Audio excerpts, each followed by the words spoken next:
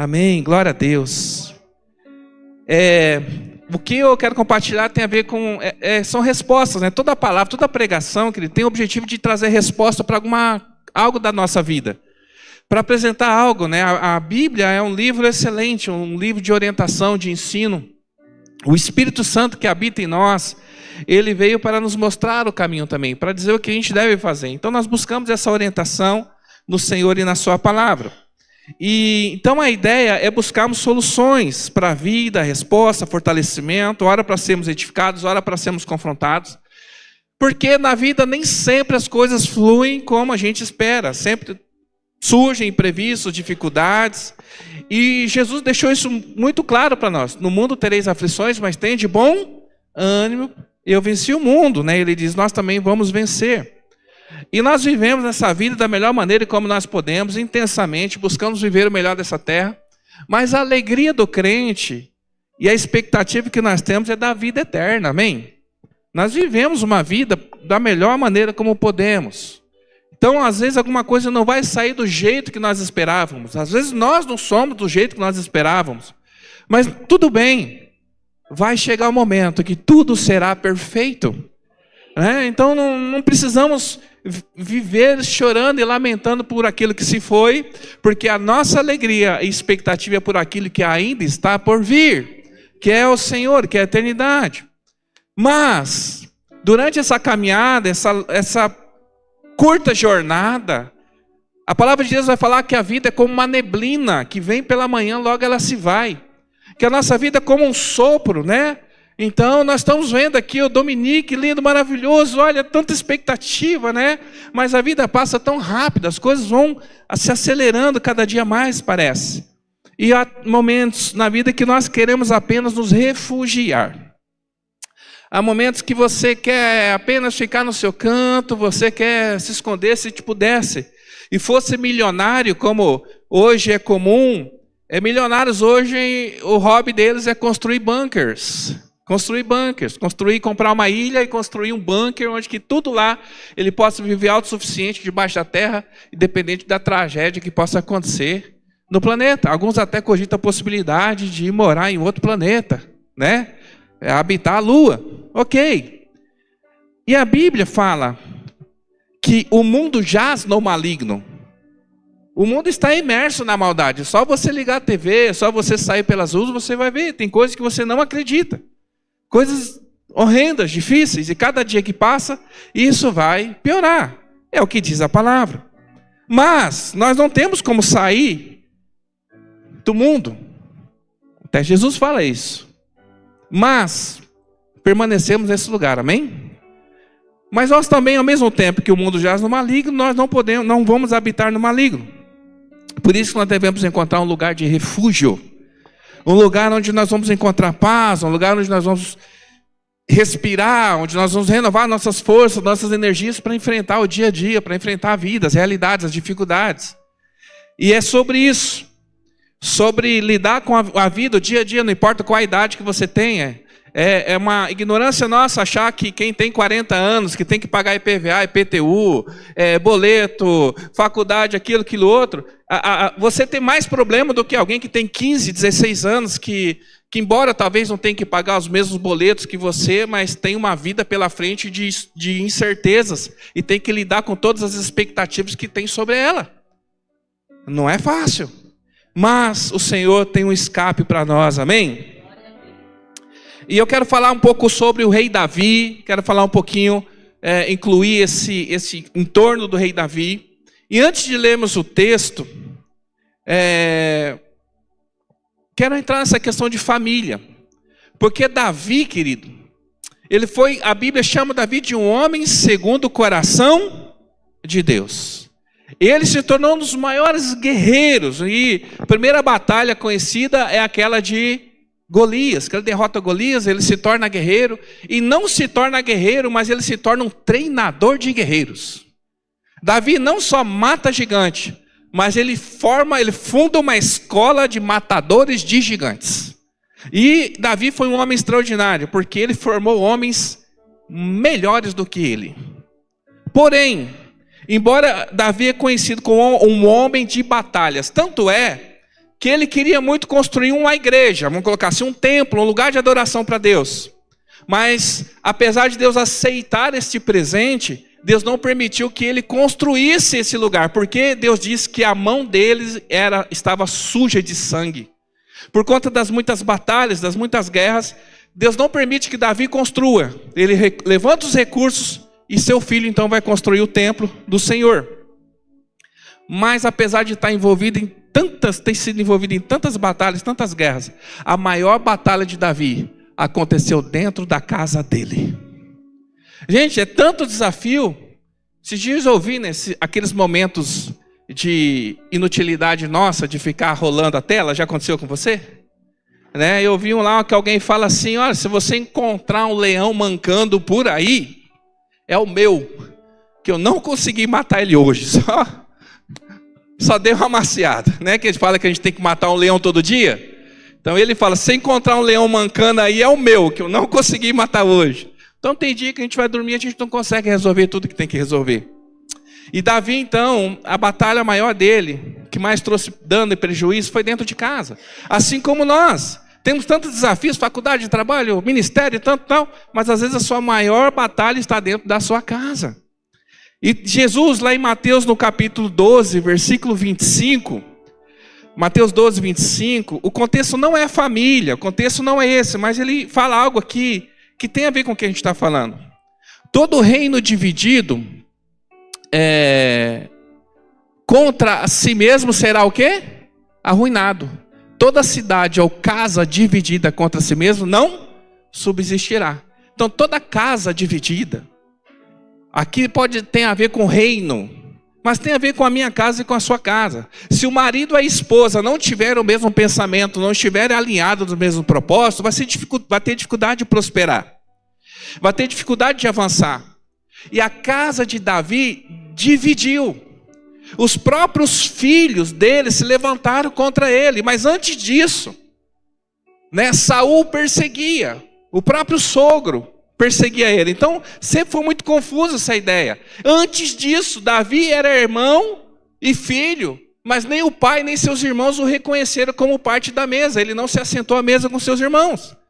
Então, Davi já tem um histórico familiar meio complicado. E essa divisão da casa de Davi trouxe muito dano para ele. E toda casa dividida, querido, não prospera. É o que a palavra diz. E sabe o que é o pior? Os filhos são afetados pelas batalhas dos pais. Olha só, não só quem é casado e tem filho. Às vezes você fala assim: pastor, eu não tenho filho, nem sou casado. Não, mas um dia você vai ter. E já começa aqui, as suas escolhas, irmãos, não afeta só você, mas afeta uma geração inteira. As suas escolhas vão afetar gerações, baseado nas decisões que nós tomamos a partir desse momento. E antes de entrarmos no texto, quero trazer esse alerta: proteja a sua casa. Amém? Proteger a casa, querido, não é só apontar o dedo para alguém da família, para um filho, para alguém, e dizer para ele fazer. Não, é a gente se colocar no lugar de protetor. Quem já ouviu a história de Sansão? Sansão, eu vou ler aqui Juízes, capítulo 13, a partir do versículo 3, do 3 ao 5. Juízes 13, do 3 ao 5. Nós conhecemos a história de Sansão como um homem forte, um homem que Deus usava poderosamente. O Espírito de Deus vinha sobre Sansão e ele se tornava um incrível Hulk. Ele se tornava um homem ágil, forte e imbatível. Ele era tomado, possuído pelo Espírito de Deus. Por que isso acontecia? Porque ele era consagrado. Tinha um voto sobre a vida dele. E ele tinha um voto de nazireu, que não podia beber vinho, não podia cortar o cabelo, não podia ter relação com mulher estrangeira, uma série de coisas. E nós conhecemos que Sansão perdeu a força, né? Às vezes se diz, porque cortou o cabelo. Não, foi porque ele quebrou os votos. O cabelo foi o último voto que ele quebrou, né? Mas antes de Sansão ser forte e abençoado, olha o que diz essa palavra aqui. Vamos ler ali até o 5. Certo dia, o anjo do Senhor apareceu a ela e lhe disse: você é estéril, não tem filhos, mas engravidará e dará à luz um filho. Está falando aqui para a mãe de Sansão, versículo 4. Contudo, tenha cuidado, não beba vinho, nem outra bebida fermentada, nem coma nada impuro. Versículo 5. Você ficará grávida e dará à luz a um filho, em cuja cabeça não se passará navalha, porque o menino será nazireu, consagrado a Deus desde o nascimento. Ele iniciará a libertação de Israel e das mãos dos filisteus. Olha que tremenda, né? Coincidência hoje, né? Hoje nós apresentamos aqui o Dominique, por exemplo, é consagrado desde quando nasce. Mas entenda que a unção e o poder que veio sobre a vida de Saul começou na sua mãe. Quando ela começou a cumprir esse voto. Antes que ela estivesse grávida, o anjo já fala para ela: você não vai beber, você não vai fazer isso, você vai se consagrar, porque o filho que vai ser gerado dentro de você será o libertador. Olha que interessante. Antes, está entendendo, mulher? Antes de você ficar grávida. Você está entendendo, rapaz? Antes de você se casar, ter filhos, o Senhor já está pedindo: santifica a tua vida, porque os teus filhos serão libertadores. E a obediência dos pais prepara o caminho para o chamado dos filhos. Olha só agora no versículo 13 e 14, ainda de Juízes 13. Aí eu vou entrar no texto. Juízes 13, 13 e 14. O anjo do Senhor respondeu: a sua mulher terá que seguir tudo que eu disse a ela. Versículo 14. Não poderá comer nenhum produto da videira, nem vinho, nem bebida fermentada, nem comer nada impuro. Terá que obedecer a tudo que eu lhe ordenei. Olha, interessante. Imagine se Deus chegasse para você e falasse assim, ó: a tua descendência será abençoada.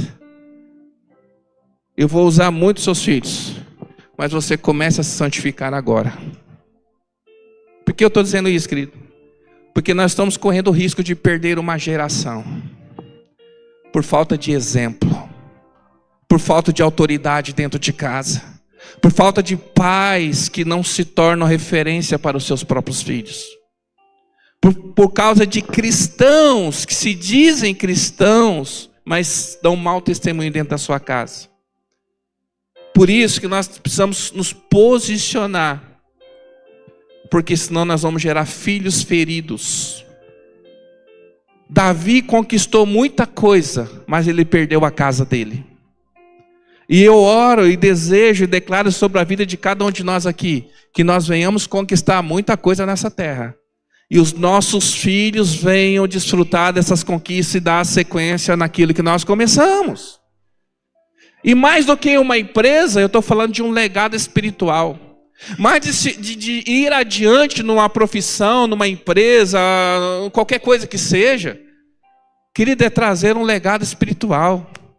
É isso que Deus espera de nós como pais, que nós devemos nos santificar para que os nossos filhos também sejam abençoados, amém? Então eu quero começar a nossa história lá em 2 Samuel, no capítulo 4, versículo 4. 2 Samuel 4, 4. O nome desse rapaz que eu vou citar agora é bem bonito. Para quem pensa ter filhos, fica a sugestão do nome: Mefibosete. Mefibosete. Vamos lá. 2 Samuel 4, 4. Jonatas, filho de Saul, tinha um filho aleijado dos pés. Ele tinha 5 anos de idade quando chegou a notícia de Jezreel de que Saul e Jonatas haviam morrido. Sua ama o apanhou e fugiu, mas na pressa ele o deixou cair, e ele ficou manco. Seu nome era Mefibosete. Então, esse menino de 5 anos, ele era descendente do rei Saul. E Davi, então, assume o trono, guerreia e vence ali naquela disputa entre ele e o sogro, e ele domina, ele se torna rei. E automaticamente uma prática, quando o rei assume, é matar toda a família do rei anterior para que não haja descendente que venham reclamar o trono. Então aquela cuidadora, aquela babá que cuidava de Mefibosete, quando ficou sabendo que o pai, que o avô tinha morrido, o que ela fez? Ela pegou a criança e saiu desesperada, porque mataram eles morreram, perderam, agora vão vir atrás do herdeiro. E ela, na boa intenção de salvar a vida do menino, na fuga, deixou o menino cair e ele quebrou os 2 pés e ele então ficou aleijado. E olha que interessante, e aqui eu quero começar a fazer um paralelo com a nossa vida, talvez com a história. Eu tenho certeza que para alguém aqui, Deus ele quer falar. Mefibosete foi sonhado, foi planejado, veio o menino, e ele já tinha 5 anos, ele era um herdeiro, vivia no palácio. Ele era bajulado, querido, amado, afinal de contas, na linha sucessória, ele estava lá, poderia ser o futuro rei. Quem trataria mal esse menino? Ele tinha todo amparo. Sonharam com ele, tinham planos para ele. Mas aconteceu essa tragédia, a vida dele desandou. Agora ele se torna um fugitivo e ele já não tem mais o cuidado, o amparo, mas não tem a família. Muitos de nós passamos por situações assim. De nós parecer que as coisas estavam indo tudo bem, você ter desenhado, planejado, e de repente vem uns imprevistos, de repente vem uma tragédia, bagunça todo o cenário, e agora você se torna alguém ferido, alguém machucado, alguém aleijado, alguém que é dependente, alguém que já não pode contar mais com o suporte que você teria antes, agora você tem que depender de outras pessoas. E aqui nós podemos considerar também de pessoas caídas, pessoas que não suportaram a dificuldade, não suportaram as tentações e cederam a alguma coisa da vida e se tornou ali então alguém limitado. Então o descuido, irmãos, da nossa casa faz com que os nossos filhos sejam feridos. E aqui, de uma maneira muito simbólica, diz que os 2 pés dele ele quebrou e ficou aleijado, limitando ele da sua locomoção, né? Então ele se tornou dependente, ou principalmente naquele contexto, onde se valorizava muito o físico, a aparência, né? E não só por estética, mas porque uma pessoa deficiente se tornava um peso para todo mundo. Não tinha acessibilidade à tecnologia que nós temos hoje. Então eram desprezados. Então agora esse jovem, essa criança, foge, né, levado para uma terra e onde vai se tornar alguém dependente por toda a vida. E quando a gente tem necessidade, a necessidade pode nos fazer dependente. Sabia disso? Quando você não consegue por si só gerar alguma coisa, você se torna dependente de alguém ou de alguma coisa. Então ele passa a ser dependente, até que conseguisse, né, se manter de alguma forma. Mas o que alegra o nosso coração e a boa notícia é que Deus não desampara ninguém. O Rei, o nosso Senhor, Ele está sempre em busca dos seus filhos para os resgatar, honrar e cumprir as suas promessas.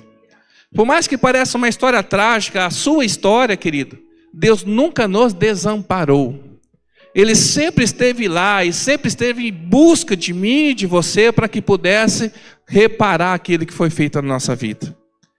Por isso, passa-se algum tempo, por volta de 15 anos, Mefibosete já não é mais uma criança, ele já é um jovem adulto, e ele já está numa terra distante.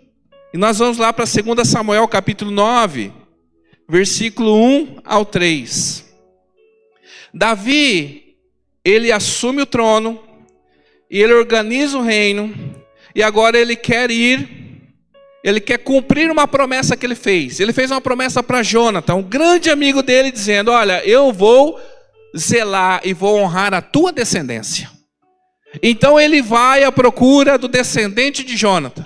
Certa ocasião, Davi perguntou: resta ainda alguém da família de Saul, a quem eu possa mostrar bondade, por causa da minha amizade com Jonatas? Versículo 2. Então chamaram Ziba, um dos seus servos da casa de Saul, para que se apresentasse a Davi. O rei lhe perguntou: você é Ziba? Sou teu servo, ele respondeu.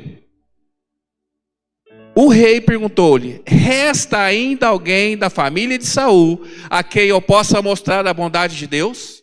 Ainda há um filho de Jonatas, aleijado dos pés, respondeu. Davi, ele sai. Ele fala, eu preciso cumprir minha promessa. E ele sai perguntando, será que ainda sobrou alguém da casa de Saul? Porque assim como Davi honrou a sua palavra, Deus, ele honra as suas promessas, amém? Da mesma maneira que Davi saiu pelo reino perguntando, olha, você conhece alguém que sobrou da família daquele que eu tenho uma promessa na vida dele? Olha, você conhece alguém que sobrou, que eu tenho uma promessa na vida dele? Você conhece alguém? O Senhor pergunta para nós hoje, tem alguém aqui que Deus prometeu alguma coisa que ele ainda precisa cumprir? O Senhor está perguntando para você, só restou alguém com promessa? Restou alguém aqui que embora eu tenha feito uma palavra, essa pessoa tinha dado minha palavra, que eu ia honrá-lo, mas essa pessoa ainda não recebeu essa honra? Que depois de 15 anos, pode ser que já não havia mais esperança, para quem estava acostumado a viver no palácio, para quem estava acostumado a viver uma vida de príncipe, agora está vivendo uma vida comum, de necessidade, de dependência, talvez perdeu a esperança de que um dia ele pudesse voltar ao palácio. Isso acontece com muitos de nós que às vezes por algum momento começamos a achar que a gente não consegue mais se levantar, que Deus se esqueceu de nós e que suas promessas não vão mais se cumprir, mas o Senhor sai a perguntar, tem alguém ainda que recebeu uma promessa e ainda não se cumpriu? Agora, tem que ter coragem para se apresentar. Onde estão esses filhos? E aqui eu começo a mensagem. 2 Samuel capítulo 9, versículo 4. Vamos ler. Então Ziba diz, sim, tem um, que ele é aleijado. O que Davi vai perguntar? Onde está ele?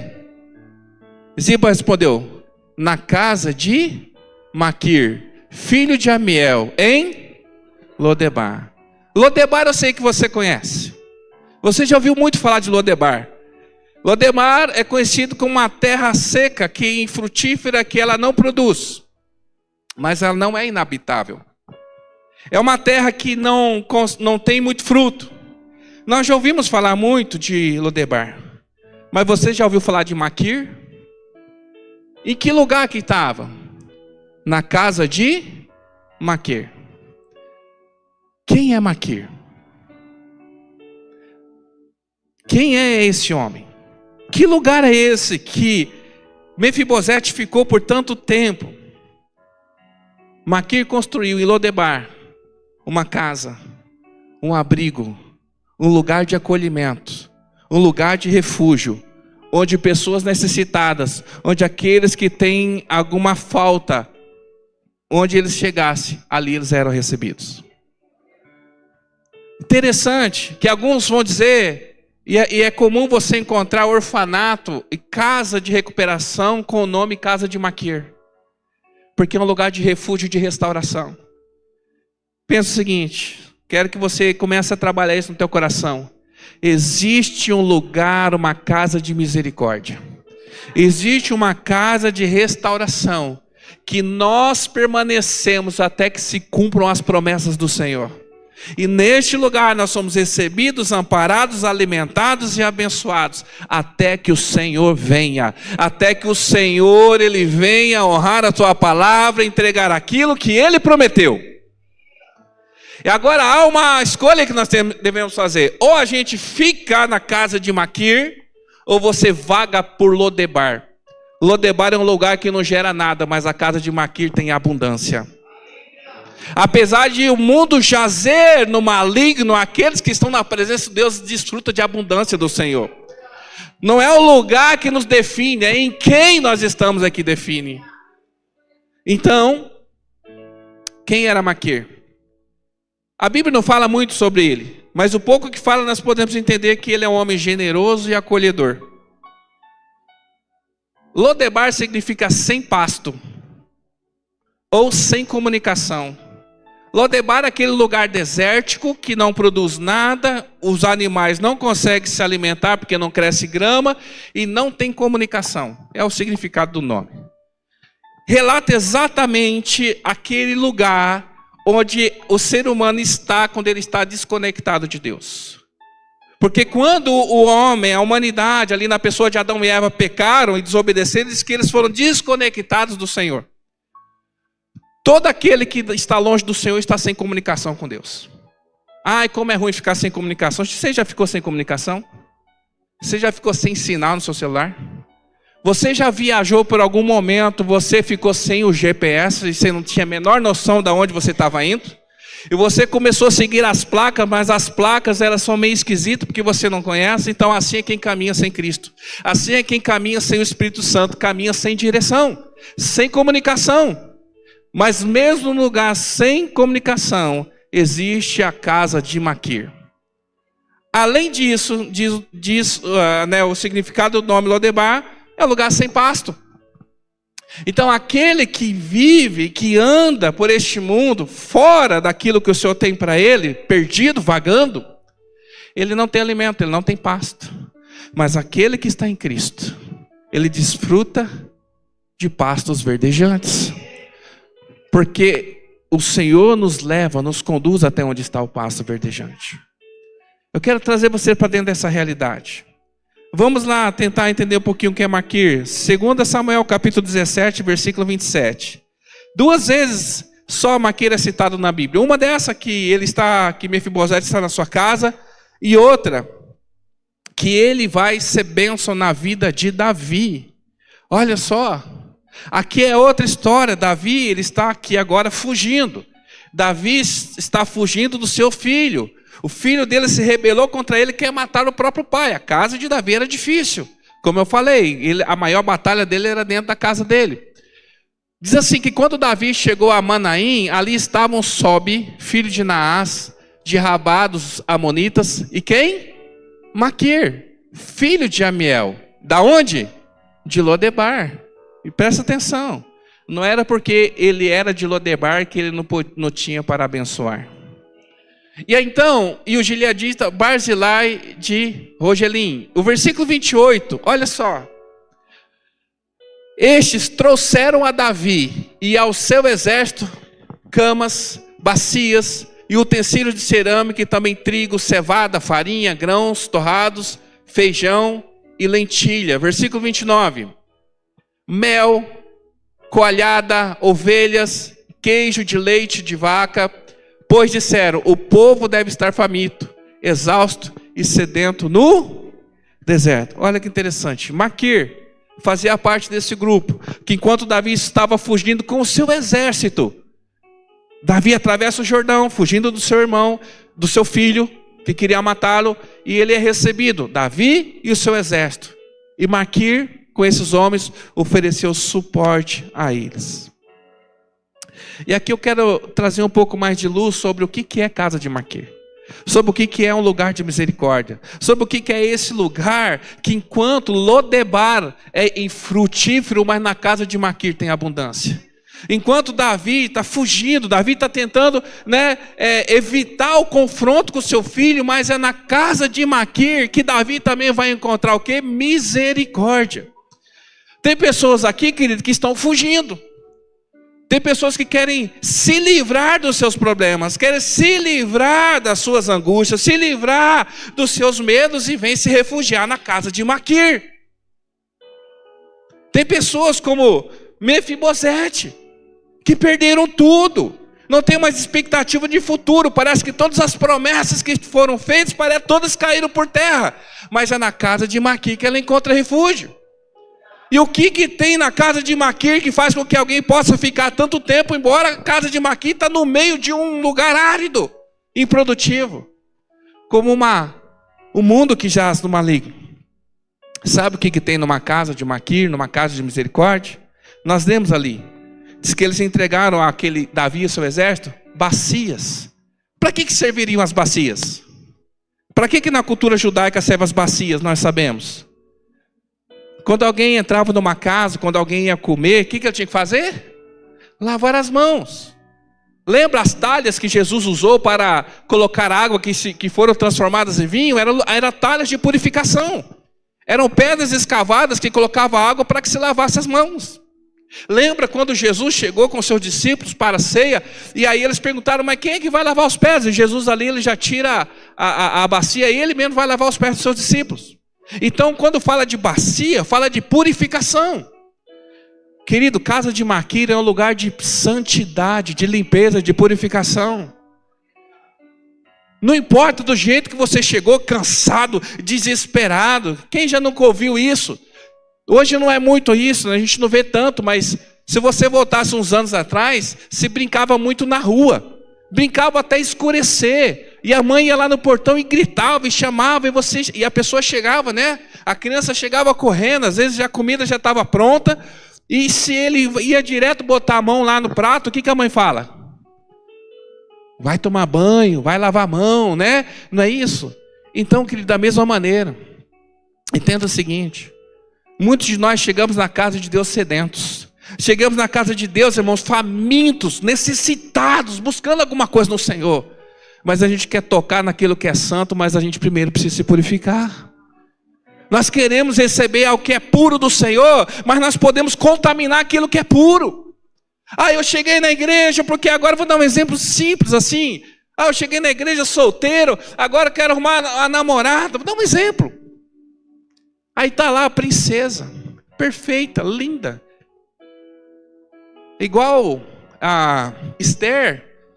Esther ficou de molho no azeite, nas especiarias. Imagina uma mulher cheirosa. Imagina que entrar numa banheira de perfume. Então ela foi entregue ao rei, linda, cheirosa, perfeita. E o melhor de Deus para a tua vida está nesse lugar, amém? Mas vá lavar a tua mão. Vá se purificar, vá se santificar, se prepara para receber a bênção do Senhor. Não foi isso que o anjo falou para aquela mulher? Não lembro dela, o nome da mãe de Sansão. Se alguém lembrar aí, fala. A mãe de Sansão falou: olha, eu vou te dar um filho, porque você é estéril, eu vou te dar uma bênção. E ele vai ser usado, ele vai ser um libertador. Mas já começa a se consagrar, já se purifica, já se prepara. Então a casa de Maquir, o exército chegou faminto. A primeira coisa, diz o texto, que eles vão entregar para ele é a bacia para purificação, para limpeza. Querido, todos nós aqui precisamos ser curados. Todos nós aqui pecamos e precisamos ser perdoados. Você concorda comigo ou sou só eu? Todos nós temos que nos arrepender de alguma coisa. Todos nós temos pensamentos que não deveríamos ter. Todos nós praticamos coisas que nós não deveríamos praticar. E nós não podemos chegar na casa de misericórdia como se nada tivesse acontecido. Derrama o teu coração, seja sincero diante de Deus. Fala: Senhor, eu pequei, me perdoa. Senhor, eu quero consertar, eu quero ser limpo. E a palavra vai falar para a gente chegar diante do Senhor e levantar o quê? Mãos limpas e coração puro diante do Senhor. E muitas vezes nós estamos diante do Senhor com as mãos sujas, imundas. Tem que ter santidade, tem que ter purificação, amém? Então na casa de Maquir, na casa de misericórdia, tem santidade e purificação. Diz que, se você voltar ao texto, diz que ele também deu camas. Distribuiu colchonetes lá aos seus soldados, porque tempo de descanso. Nós chegamos atribulados do mundo, querido. E quando você chega na casa do Senhor, o Senhor quer que você descanse. Jesus, quando ele atravessou o lago, ele chegou do outro lado, diz que havia um demoniado. Havia lá um homem que ele nada o continha. Ele vivia amarrado, era indomável. E quando Jesus chega diante dele, esse homem ali possuído, vai ter uma conversa com Jesus, dizendo: não chegou a minha hora. Jesus fala: qual é que é o teu nome? E aquele espírito responde: legião. Legião significa 6.000 demônios dentro dele. E aquele homem indomável, depois de ter um encontro com Jesus e ser liberto, quando chegou toda a cidade que ficou sabendo o que tinha acontecido, sabe como é que encontraram esse homem? Sentado aos pés de Jesus, aprendendo. Querido, quando na casa de Lodebar há um lugar de descanso, é porque nós precisamos aprender e descansar no Senhor. Não é porque você veio aqui hoje que Deus ele tem a obrigação de resolver hoje o seu problema. Descansa no Senhor. Descansa. Relaxa. Escute. Aprenda. Receba. Seja cuidado. Seja limpo. Seja restaurado. Para que você possa viver tudo aquilo que Deus tem. A outra coisa que ele entregou, alimento. E aqui não vai dar tempo da gente fazer essa comparação. Mas teve mel, teve leite, teve queijo, teve coalhada, teve ovelha. Foi uma lista de alimentos. Tudo pronto. Você sabe que é de costume, dentro desse contexto do exército, que os exércitos eles caminhavam por longas distâncias, os próprios soldados carregavam a sua própria comida. E essa comida, ela não podia ser pronta, senão estragava. Então, geralmente, a comida de um exército ou era trigo, ou era carne defumada. Você já viu carne defumada que dura por mais tempo? Mas todo lugar que chegava, que acampava aquele exército, os próprios soldados, sabe o que eles faziam? Eles pegavam a sua provisão e ali eles manufaturavam aquele alimento. Do trigo faziam o pão, daquela carne faziam algum alimento e eles consumiam. Então o exército, além de lutar, ele carregava o seu próprio alimento, ele tinha que produzir o seu próprio alimento. Mas diz que Marquinhos, quando recebeu o soldado, diz que deu para eles tudo pronto. Porque coalhada já está pronto, não é isso? Queijo é algo pronto, já deu tudo pronto. Por quê? Porque eles não tinham forças para preparar. A casa de Deus é assim, querido. Você senta e você recebe tudo pronto. É ou não é? Alguém já preparou, alguém já ensaiou, alguém já organizou. É assim na sua casa? Você chega lá, a comida já está na tua mesa? Depois que você come, é só levantar e deitar? Você abre a porta do seu guarda-roupa, a roupa está lá, você veste? E aí você tira, joga no cesto, amanhã você abre e já está lá de novo? É assim que funciona? Não. Por quê, querido? Casa de Maquira é um lugar de descanso, de alimento. Mas quando nós saímos daqui, nós temos que buscar a nossa fonte de alimento. Ninguém sobrevive, querido, comendo um dia só. Nós temos que sair daqui, eu tenho que buscar a Deus porque eu tenho essa necessidade. Eu tenho que preparar meu próprio alimento. Eu tenho que ler um texto e falar, o que isso significa? Por que isso está acontecendo? Como é que Deus fez isso? E você orar. Às vezes você não vai ter um amigo, não vai ter um pastor, não vai ter alguém. E não acha que só porque você acordou às 6 da manhã e viu a live do bispo, e à meia-noite a oração do bispo está resolvido. Não, vai preparar a tua comida. Deixa de ser preguiçoso. Vai comer, vai preparar o teu alimento. Tem gente que acorda e vê lá assim, todo dia, irmão, a oração do fulano. E são bênçãos, não critico não. Fazem um excelente trabalho e é uma bênção. Mas vai você ouvir aquilo que Deus tem para você. Porque talvez esse alimento que você está recebendo não é para você. É coisa requentada. É coisa antiga. É coisa que não faz sentido. Mas eu, como não tenho nada.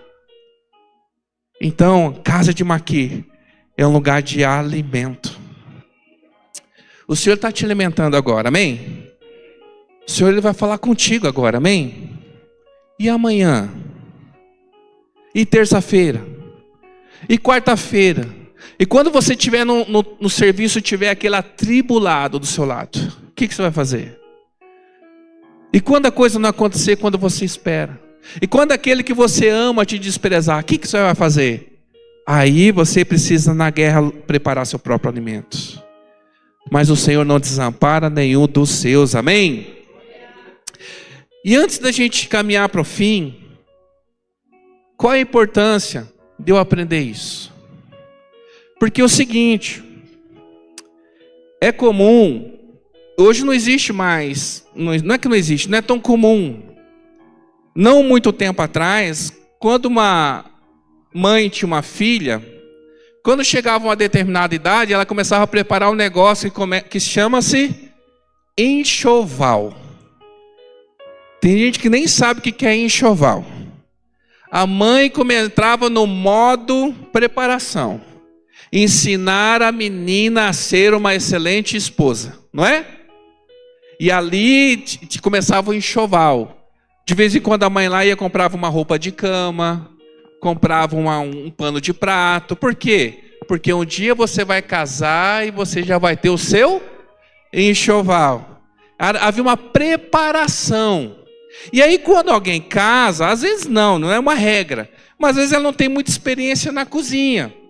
Então a comida geralmente ela é mais básica, se pede mais lanche, se cozinha coisas mais práticas. Mas começa a acontecer uma transformação depois dos 40, às vezes pode ser antes, às vezes pode ser depois, que começa a surgir umas comidas mais de mãe. Polenta, né? Frango ao molho, né? Quiabo. Eu não consigo imaginar uma jovem de 20 anos, vou jantar, chega na casa dela, quiabo com pé de frango. Você consegue imaginar? Você consegue imaginar a galera saindo? Imagina a Raíssa saindo com as amigas, assim, na Raíssa, 13, 14 anos, para se reunir para comer o quê? Polenta com ossobuco. Né? Então, aí, a partir de uma certa idade, né? Agora, nível master, mega, ultra, irmão, quando começar buchada, né? Costela, outras coisas ali. Mas então existe uma preparação. Então entenda que quando, eu vou chegar no ponto aqui, que quando nós crescemos, quando nós amadurecemos, quando nós aprendemos, isso vai beneficiar os nossos filhos, amém? Até dizem por aí que agora está muita história do irmão Jairo, né? Da injeção lá, que emagrece. Do irmão Jairo, né? Dizem por aí que isso aí é culpa da geração anterior, que ficava empurrando biotônico Fontoura para que tivesse vontade de comer. Tomou tanto biotônico Fontoura quando é criança que agora não para de ter vontade de comer. Então a consequência hoje é o biotônico Fontoura. Aí tem que tomar o irmão Jairo. Agora, essa experiência vai tocar os filhos. O que nós construímos hoje, querido, vai tocar a próxima geração, amém? Olha só que interessante.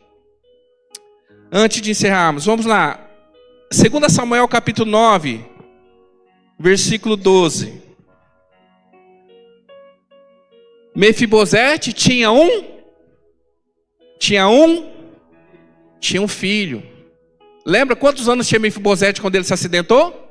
5, ele já não era mais uma criança. Agora passaram-se alguns anos, por volta de 15, ele já tinha seus 20 e poucos anos. Agora ele já tinha esposa, ele já tinha... Olha só como é que uma tragédia, uma escolha, ela pode afetar gerações. Mefibosete era um príncipe do palácio, ele se tornou um fugitivo, aleijado, e ele gerou um filho. E esse filho dele agora estava vivendo na mesma situação que ele, obviamente. A consequência que ele sofreu na vida dele, que nem foi culpa de Mefibosete, o seu filho também estava sofrendo. Mas ao mesmo tempo que agora Mefibosete é encontrado pelo rei e levado para o palácio, o filho de Mefibosete também passaria a partir daquele momento a desfrutar dos manjares do rei. Você está entendendo? Então, da mesma maneira que toda a nossa desobediência trouxe castigo e fez com que os nossos filhos também sobre eles viesse isso, da mesma maneira quando nós nos posicionamos diante do Senhor, a bênção do Senhor também vem sobre nossos filhos. Quem disse isso? Deuteronômio 7:9. Saibam, portanto, que o Senhor, o seu Deus, é Deus. Ele é Deus fiel, que mantém a aliança e a bondade por 1000 gerações daqueles que o amam e guardam os seus mandamentos. Você está entendendo? Então, não é sobre só você não, é sobre a próxima geração. Quando nós estamos afastados da mesa do Senhor, do Rei, nossos filhos também sofrem essas consequências. Mas quando nós nos aproximamos, eles também são abençoados. Eles também são sustentados, eles também são nutridos, eles também vão viver da mesa do rei. Só que a gente tem um pouco de resistência a aceitar esse convite. 2 Samuel, no capítulo 9, versículo 13, na mesma história, eu vou ler 2 versículos aqui para a gente encerrar. Então Mefibosete, que era aleijado dos pés, foi morar em Jerusalém, pois passou a comer sempre à mesa do rei. E ele aceitou o convite e ele foi à mesa do rei. Olha o versículo 13, 9 e 13. É isso que nós lemos, né? Vamos lá, volta de novo. Versículo 14. Foi morar em Jerusalém, pois passou a comer sempre à mesa do rei. Versículo 14. Alô, não. Quem diz aí no seu versículo 14? Diz assim. Até eu também me perdi aqui, ó. Porque não tem versículo 14, Marco. Fica esperto.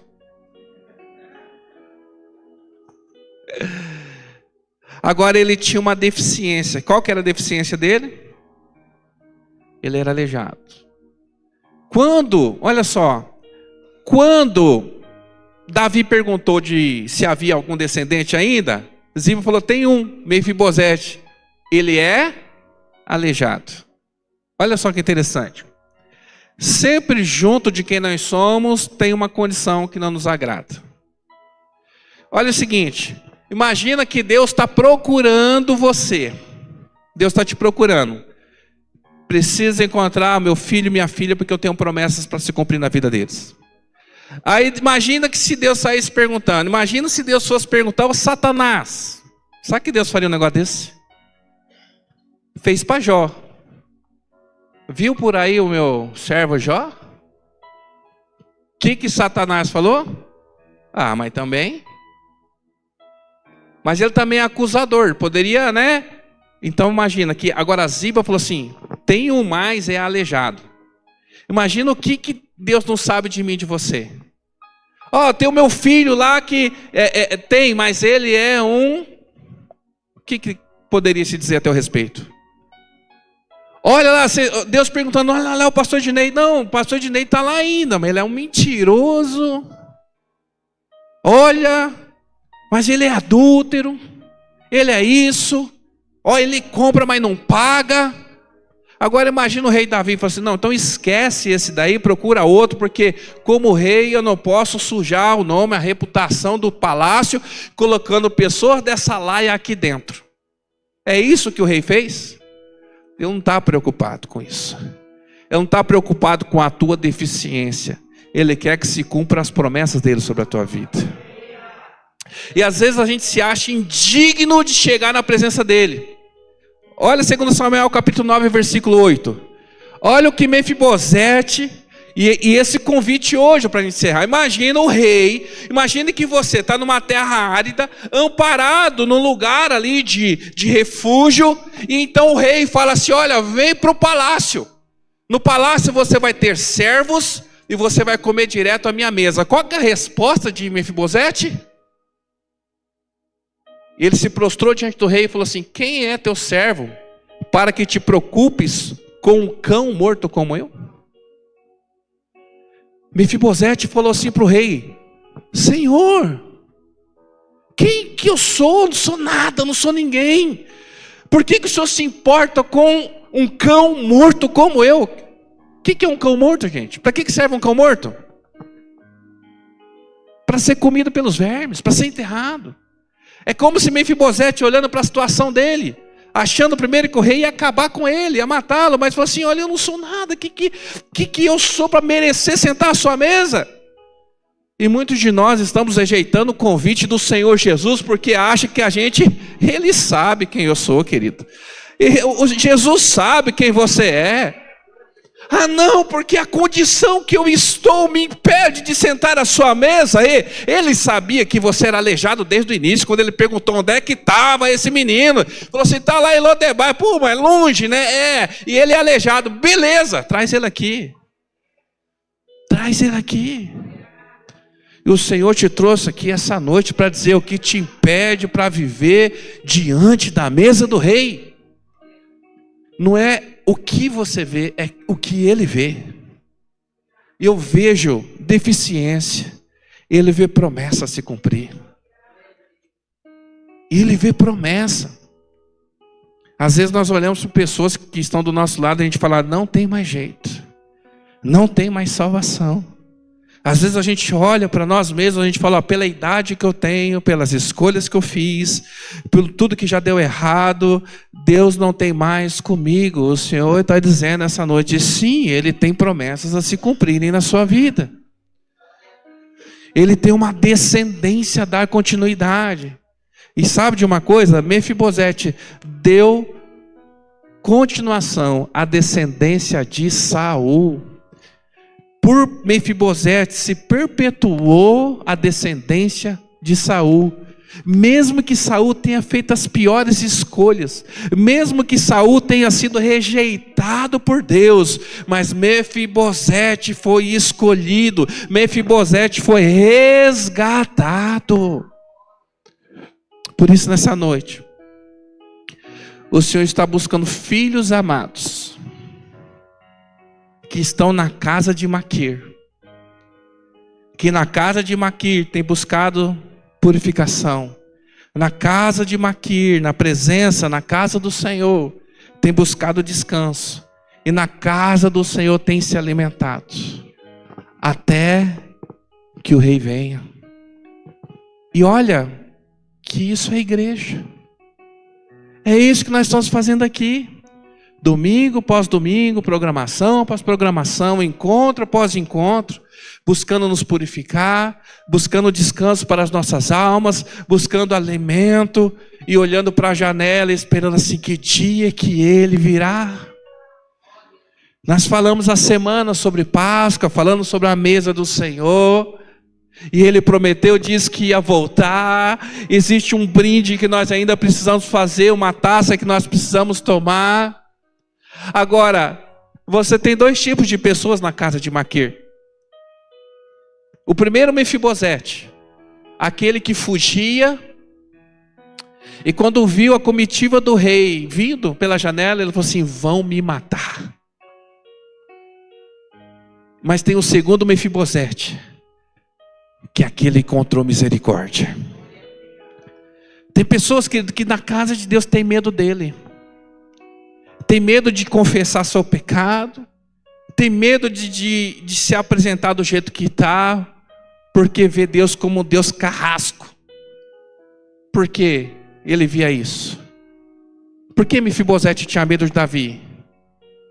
Porque a família dele toda tinha morrido. Talvez você olhe para as tuas tragédias, as coisas que não deram certo, as pessoas que se perderam, tudo que se foi, e você começa a acreditar que Deus é um Deus ruim. Por que Deus permitiu que isso acontecesse? Mas esse Deus está diante de nós hoje falando assim, ei, eu sei que você é aleijado, eu sei que eu poderia tirar a tua vida, mas existe uma promessa, existe uma palavra, existe um preço que foi pago. E por isso, querido, vem sentar-se junto comigo à minha mesa. E nós vamos derramar nosso coração diante do Senhor. E eu vou perguntar mais uma vez. Tem algum filho aqui que ainda tem promessa não cumprida na sua vida? Restou algum da casa aqui que ainda aguarda que Deus possa fazer alguma coisa por você? Sim, mas é aleijado. Ele já está sabendo. Então quando ele vier diante de você, ele já sabe. Sabe esse negócio que você não conta para ninguém? Sabe na tua inocência, ignorância, esse pecado seu que você anda cometendo e acha que ninguém sabe? Ele sabe. Ah, ele sabe. E mesmo assim ele vem e fala: vem para minha casa.